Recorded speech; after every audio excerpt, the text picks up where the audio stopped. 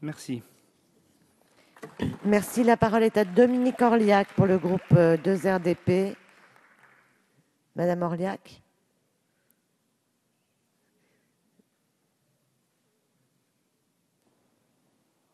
Pour le groupe 2RDP et pour 10 minutes maximum.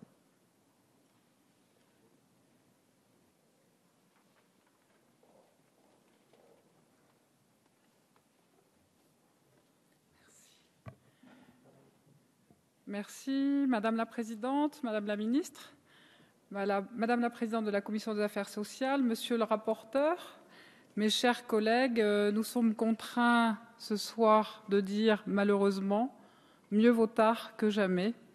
Et heureusement pas, tout vient à point pour qui sait attendre. Enfin, nous commençons ce soir à étudier au sein de notre Assemblée un texte permettant d'avancer sur la question de l'accessibilité universelle dans notre pays. Déjà, en 2010, j'avais interrogé le gouvernement concernant la situation difficile des personnes en situation de handicap. Chaque jour, plusieurs milliers d'entre elles doivent affronter des problèmes d'accessibilité qui ne sont plus tolérables en 2014 dans notre pays. L'Association des paralysés de France a diffusé son baromètre annuel au mois de février et le moins que l'on puisse dire est que les conclusions sont, je cite l'association, accablantes. En effet, d'après ce baromètre, par exemple, seuls 42% des lignes de bus sont accessibles et la moitié des écoles ne sont toujours pas accessibles pour les personnes en situation de handicap. Il faut toutefois comprendre que pour certaines structures, l'accessibilité restera compliquée. J'appelle l'attention du gouvernement sur le fait que le projet de loi mentionne que plusieurs mesures pourront être décidées par voie d'ordonnance. Il serait à cet effet intéressant de se pencher sur divers cas concrets dans lesquels, au-delà de considérations financières ou de non-volonté, les travaux seraient parfois impossibles à réaliser, par exemple comme dans des secteurs sauvegardés. Et c'est notamment pour cette raison que nous avions proposé un amendement permettant de définir l'information qui serait visible depuis la voirie, des modalités d'un agenda d'accessibilité programmée. Et à ce propos, je m'étonne que cet amendement, qui a été discuté en commission, ait pu être écarté et déclaré irrecevable pour la séance. Admettons-le, la loi de 2005 a conduit au développement d'une meilleure accessibilité et d'une qualité d'usage toujours plus grande. De plus en plus de lieux d'année en année ont été aménagés et se sont développés afin d'être accessibles à tous.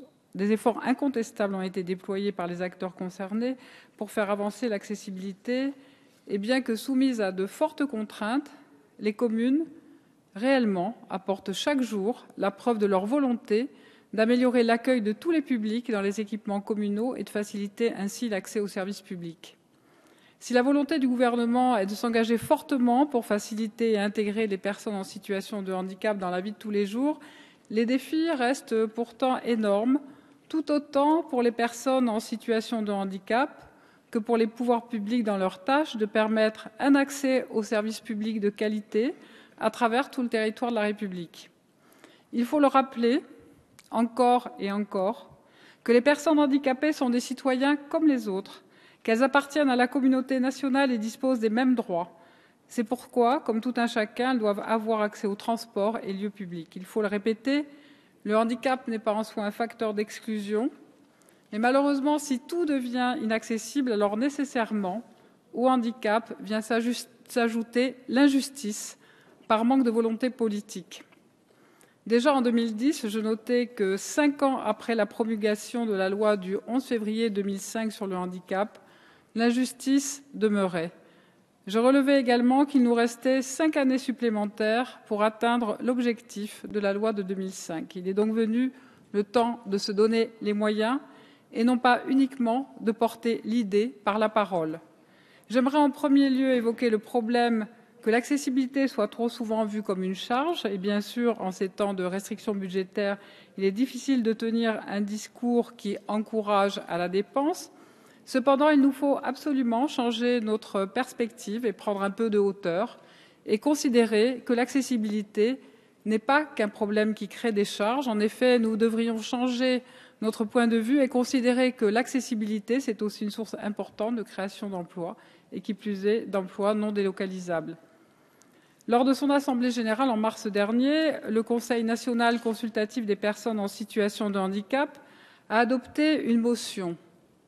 Après 40 années d'attente causées par les 2 lois inappliquées du 30 juin 1975 et du 11 février 2005 en matière d'accessibilité. Cette motion demande notamment à ce que le gouvernement fasse des agendas d'accessibilité programmés, ADAP, un processus rendu réellement obligatoire pour engager la société française à se rendre accessible et, je cite, « manifester sa réprobation la plus totale en ce qui concerne les délais envisagés pouvant aller jusqu'à 10 années supplémentaires ». En outre, le CNCPH a émis notamment de vives préoccupations concernant le projet de loi d'habilitation relative aux ADAP, concernant l'absence de sanctions pour non-dépôt de ces derniers. Je suis donc très satisfaite que le groupe des Ratigots de gauche et apparentés ait fait adopter un amendement en commission qui sanctionnera le non-dépôt d'ADAP.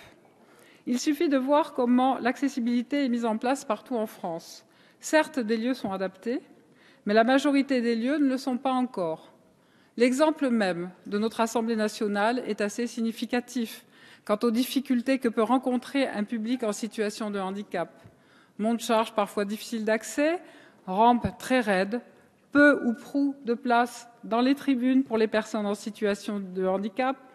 Et ce ne sont pas Monsieur le directeur général de l'APF et Monsieur le conseiller national accessibilité et conception universelle qui me contrediront.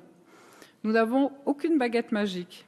Nous ne pourrons pas rattraper le temps perdu depuis de si longues années, mais ce projet de loi est un signal fort qui met en place les bases légales afin de nous diriger tous ensemble vers l'accessibilité pour toutes et tous.